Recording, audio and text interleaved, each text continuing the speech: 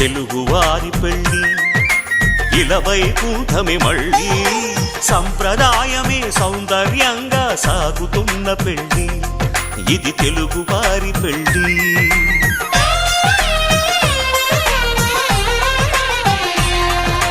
తెలుగువారి పెళ్ళి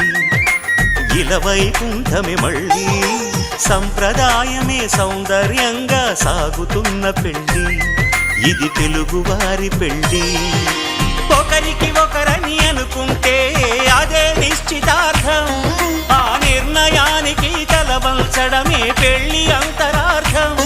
శతమానం భవతి అంటుంది శ్రావణ మాసం శ్రావణ మాసం శ్రావణ మాసం తెలుగువారి పెళ్ళి ఇలవైకుంఠమే మళ్ళీ సంప్రదాయమే సౌందర్యంగా సాగుతున్న పెళ్ళి ఇది తెలుగు